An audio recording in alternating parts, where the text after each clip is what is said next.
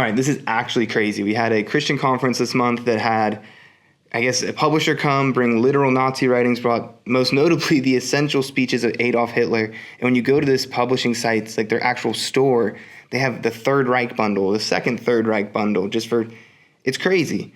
But the real question is, how did we even get here?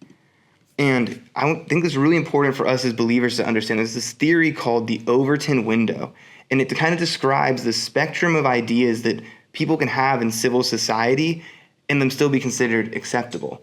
Outside of the window, it would be kind of fringe or the unacceptable ideas, things you can't really talk about.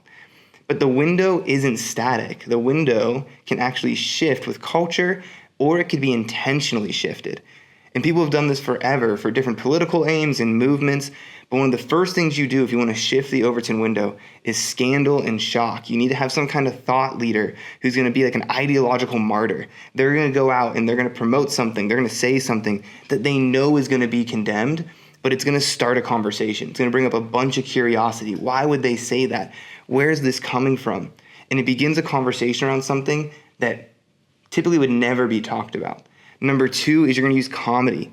Humor is so powerful, and it allows us to communicate about the things that we can't really talk about. It allows us to say the things we probably shouldn't in a socially acceptable way. And comics have always been a huge part. When you look at any revolutionary movement, any kind of cultural shift, comics are essential. And number three, it's actually inclusion. It's now this crazy fringe idea is now kind of being able to brought forth.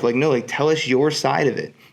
You bring these voices or these people who have these opinions on to communicate their viewpoints and begin to view them not as these crazy fringe, crazy ideologues out there, but actually as maybe counterparts or, we just agree to disagree. And finally, after that, guys, it's celebration. From here, you actually move into this is the morally correct position. And in this circumstance, if you're not following along with this, you're asleep, you're a sheep, you don't get it, you're still brainwashed. And we as Christian guys need to be aware of this. Not that because we need to be super panicked or because I'm trying to police comedy or I'm trying to police discussions or podcasts, but as we're taking in a stand-up, as we're watching a podcast, that we'd be aware. Are any of my values shifting through this? Am I subtly being marched down a line that I maybe don't want to go down? It's on us as believers to steward our hearts and to assuring that what we're thinking and believing is in alignment with God's word and his character.